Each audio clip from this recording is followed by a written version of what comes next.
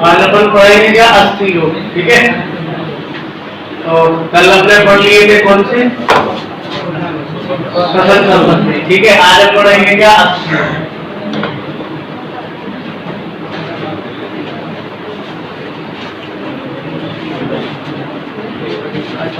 ठीक, तो देखो इससे पहले हमने पूरा मानव का कंकाल तंत्र पढ़ लिया है ना। तो मानव का पूरा कंकाल तंत्र हमने पढ़ लिया और इस वजह से हमें इसकी शब्दावलियों में ज्यादा दिक्कत नहीं आना चाहिए, ठीक है। ज्यादा इसमें बीमारियां भी नहीं है, रोग भी नहीं है। जैसे कल हमें वायरस याद करना पड़े होंगे, बैक्टीरिया आप लोगों को याद करना पड़े होंगे, फफूंद के नाम।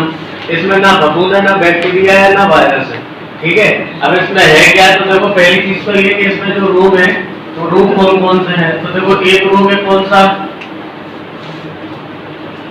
ऑर्थोराइटिस, ठीक है, एक रोग ये है।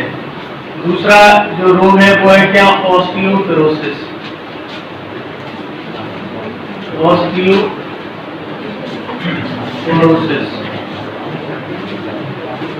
ठीक है। एक ये रोग है इसमें, ठीक।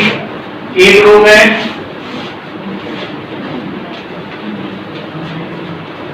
ऑस्टियो मलेशिया, इसी को कहा जाता है क्या, रिकेट्स। अब वो किन में कहा जाता है तो चर्चा आगे करेंगे, ठीक है। इसी में एक रोग होता है ऑस्टियो नेक्रोसिस, जिसको क्या बोला जाता है, ऑस्टियो नेक्रोसिस,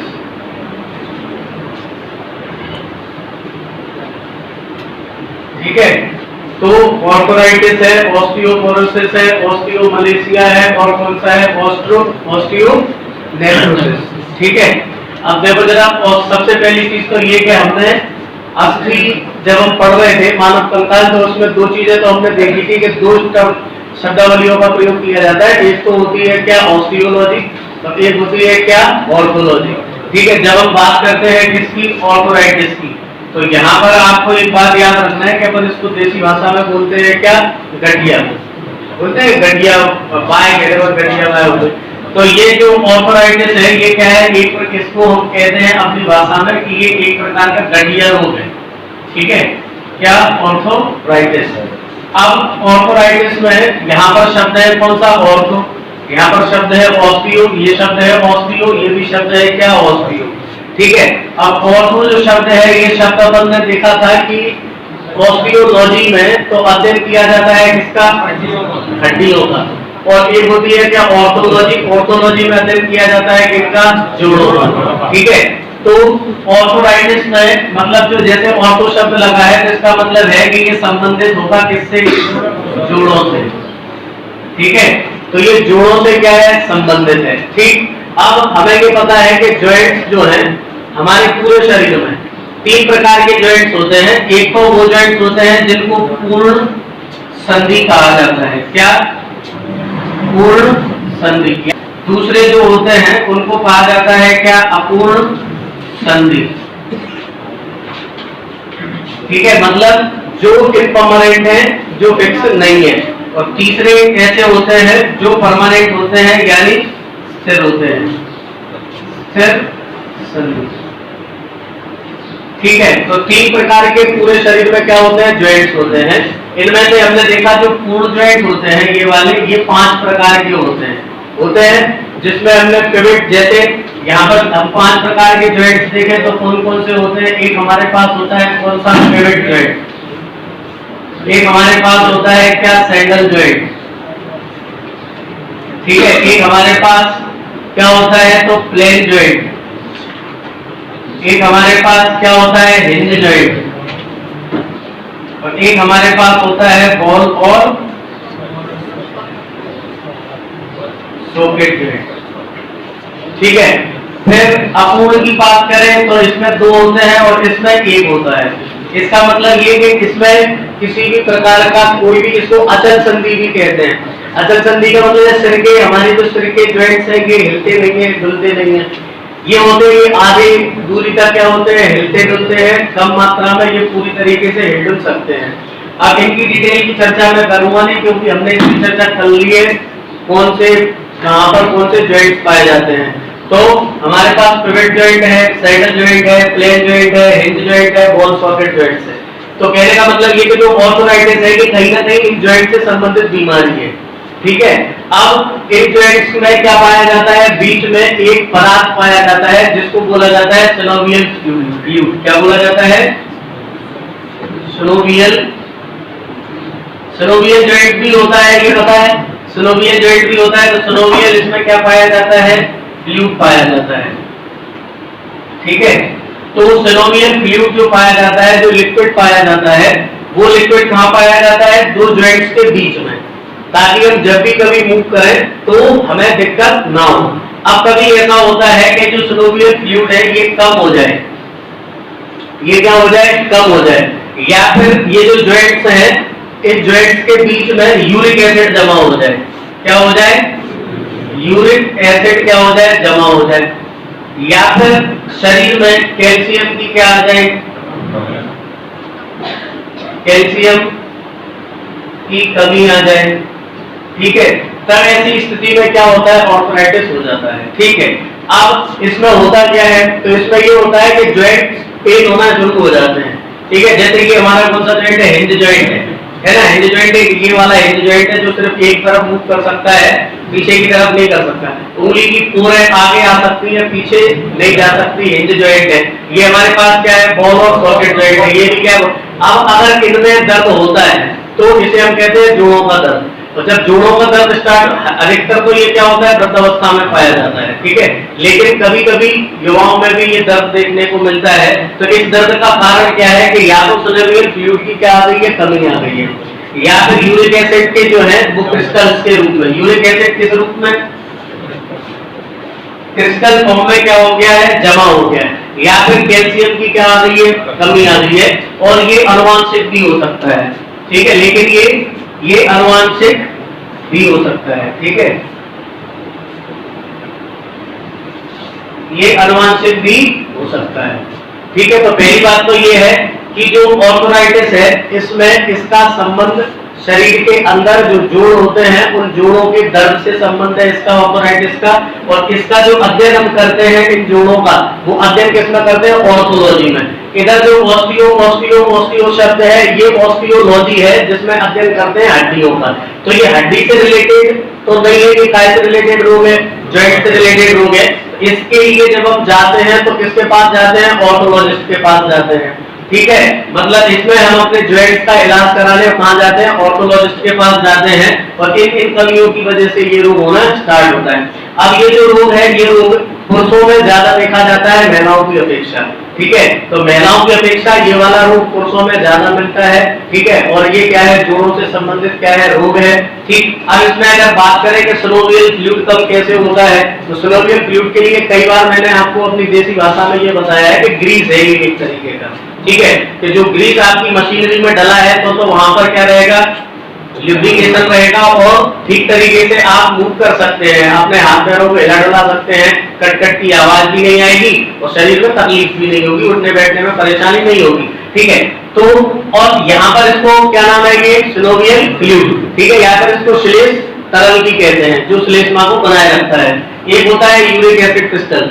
यूरिक एसिड जो होता है वो क्या होता है, जब भी हम जितने भी भोज्य पदार्थ खाते हैं उनका क्या होता है, अंदर जाकर ऑक्सीडेशन होता है। जब ऑक्सीडेशन होता है तो भोज्य पदार्थों के ऑक्सीडेशन से जो रासायनिक पदार्थ के रूप में अपशिष्ट बनता है वो अपशिष्ट होता है यूरिक एसिड। वैसे तो ये यूरिक एसिड हम क्या करते हैं, एक्सक्रीशन इसका बाहर कर देते हैं, इसको बाहर त्याग देते हैं क्योंकि ये अपशिष्ट है। लेकिन जब कभी ऐसा होता है कि ये क्रिस्टल फॉर्म में क्या हो जाता है, जॉइंट्स के बीच में आ जाता है, तब वहां पर इसका जब जमा हो जाता है, परत बना लेता है, तब ये क्या होता है, रोग होता है कौन सा, ऑर्थराइटिस। ये सबसे ज्यादा आपने देखा होगा कई लोगों की उंगलियां ऐसी मुड़ी हुई सी होती हैं, है ना, आड़ी टेढ़ी सी उंगलियां होती है, पैरों में भी ये होता है, तो इसको बोला जाता है क्या, ऑर्थराइटिस। तो इसको इसलिए बोला जाता है उंगलियां मुड़ी है क्योंकि उंगलियों में जॉइंट्स हैं, तो जहां जहां पर जॉइंट्स होंगे वहां से थोड़ी सी क्या होगी, वहां गड़बड़ होगी, उसी को कहा जाता है क्या, ऑर्थोराइटिस, ठीक है। अब दूसरा है क्या, ऑस्टियोपोरोसिस, ठीक है। अब देखो ऑस्टियोपोरोसिस क्या है, इसमें दो शब्द हैं, एक शब्द है क्या ऑस्टियो, एक शब्द है क्या पोरोसिस। और पोरोसिस में भी दो शब्द है, मेन शब्द है क्या, पोर्स। पोर्स का मतलब होता है छिद्र, ऑस्टियो का मतलब होता है हड्डी। मतलब ये कि ऐसा रोग जिसमें हड्डियों में छिद्र हो गए हों, ठीक है। हड्डियों में जब छिद्र हो जाते हैं तो इसका मतलब है कि हड्डियां कमजोर हो गई है, ठीक है। तो ये भी क्या है, हड्डियों से रिलेटेड है और इसमें कहा जाएगा कि हड्डियां इसमें क्या हो जाती है, कमजोर हो जाती है, ठीक। इसमें क्या हो जाती है, हड्डियां कमजोर हो जाती है। अब हड्डियां कमजोर कैसे होंगी, तो वही बात है, कैल्शियम की, फास्फोरस की जो खनिज पदार्थ हैं, कार्बनिक पदार्थ हैं जो हड्डी को मजबूती देते हैं, उनकी कमी हो जाएगी। ये रोग महिलाओं में ज्यादा देखने को मिलता है। जब ये रोग ज्यादा हो जाता है ऑस्टियोपोरोसिस, तो इसमें क्या होता है, मोच आना, ठीक है, मोच नहीं सॉरी फ्रैक्चर होना, फ्रैक्चर होने की संभावनाएं बढ़ जाती है। क्यों? क्योंकि हड्डी क्या हो जाएगी, कमजोर हो जाएगी। जब हड्डी कमजोर हो जाती है तो हड्डी के फ्रैक्चर होने का खतरा बढ़ जाता है। लेकिन ये वाला रोग ज्यादातर जिसमें मिलता है वो किसमें मिलता है, ये रोग ज्यादातर महिलाओं में, किनमें मिलता है। लेकिन ऐसा नहीं है कि पुरुष इससे अछूते हैं, महिलाओं में भी ये रोग क्या होता है, महिलाओं में बस ये है कि ये थोड़ा सा ज्यादा देखने को मिलता है। महिलाओं में ज्यादा देखने मिलने का कारण ये है, पहली बात तो ये कि महिलाओं में जो हड्डियां होती हैं पुरुषों की अपेक्षा थोड़ी पतली होती है, ठीक है। और जो उनका मेंस्ट्रुअल पीरियड होता है जिसको रजोवृत्ति कहते हैं, तो हर महीने जो उनका मेंस्ट्रुअल साइकिल चलता है उसमें एक हार्मोन निकलता है जिसका नाम है क्या, एंड्रोजन, ठीक है। अब ये जो एंड्रोजन हार्मोन्स है, ये एंड्रोजन हार्मोन्स वैसे तो क्या करता है, जो जनन की प्रक्रिया है उसको नियंत्रित करने का काम करता है, लेकिन ये हड्डी को भी क्या करता है, मजबूती प्रदान करने का काम करता है क्या, एंड्रोजन हार्मोन। लेकिन ये मेंस्ट्रुअल साइकिल में क्या होता है, परवंश निकल जाता है, इसीलिए हड्डियां क्या हो जाती है, कमजोर हो जाती है। अगली बात, महिलाओं में ये कमी ज्यादा इसलिए भी मिलती है क्योंकि जब प्रेगनेंसी होती है, जब प्रसव होता है, तो प्रसव के बाद भी क्या होता है, बहुत ज्यादा क्या होता है, नुकसान होता है। तो वहां उस स्थिति में भी ऑस्टियोपोरोसिस की संभावनाएं ज्यादा बढ़ जाती है, ठीक है। तो ऑस्टियोपोरोसिस काय से रिलेटेड है, तो हम कहेंगे कि ये हड्डियों से रिलेटेड है, संबंधित है, और ये काय से संबंधित है, जोड़ों से संबंधित है। इसके लिए हम ऑर्थोलॉजिस्ट, और ये है क्या, ऑस्टियो, तो ऑस्टियोलॉजी के अंदर है कौन सा शब्द, ऑस्टियो, तो ऑस्टियो काय के लिए है, हड्डियों के लिए, तो हड्डी से संबंधित रोग है। वैसे ये सब हड्डी से संबंधित है, लेकिन अगर स्पेशल आ जाए कि ऑर्थराइटिस काय से संबंधित है, अस्थि भी लिखी हो, जॉइंट्स भी लिखो, तो ये जॉइंट से संबंधित है, ठीक है। अब होता है क्या, ऑस्टियोमलेशिया। ये जो ऑस्टियोमलेशिया रोग है, ये ऑस्टियोमलेशिया रोग को एक नाम और मिलता है जिसे कहा जाता है क्या, रिकेट्स। क्या कहा जाता है, रिकेट्स, या किसी को कहा जाता है सूखा, ठीक है। अब ऑस्टियोमलेशिया क्या है, ऑस्टियोमलेशिया विटामिन डी की कमी से होता है।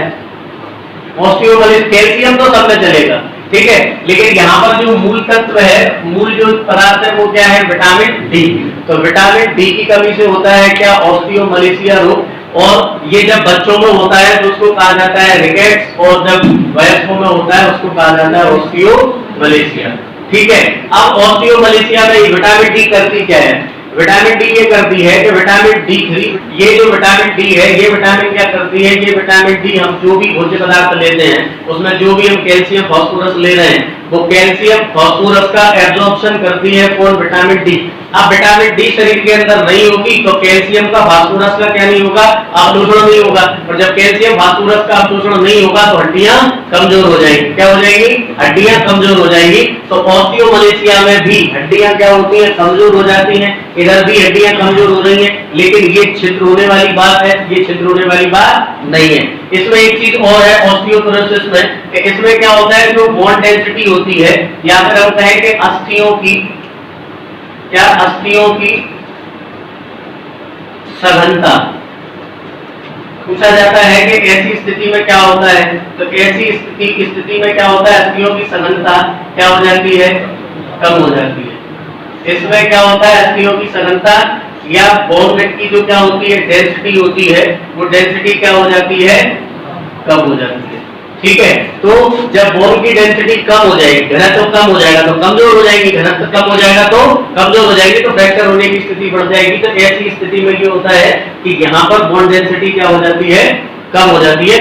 हड्डियां कमजोर यहाँ भी हो रही है, हड्डियां कमजोर यहाँ भी हो रही है, लेकिन यहाँ पर छिद्र हो रहे हैं, यहाँ पर छिद्र नहीं हो रहे हैं, ठीक है, लेकिन हड्डियां यहाँ पर कमजोर हो रही है। ये रोग भी क्या होता है, हमने बताया कि पुरुषों में और बच्चों में दोनों में होता है, लेकिन जब बच्चों में होता है तो इसको रिकेट्स कहा जाता है, और जब वयस्क में होता है तो इसको ऑस्टियोमलेशिया कहा जाता है। ठीक है, अब देखो फिर से ऑस्टियोनेक्रोसिस। अब आपको याद होगा यहाँ पर ऑस्टियो शब्द तो पता ही है क्या है ऑस्टियो।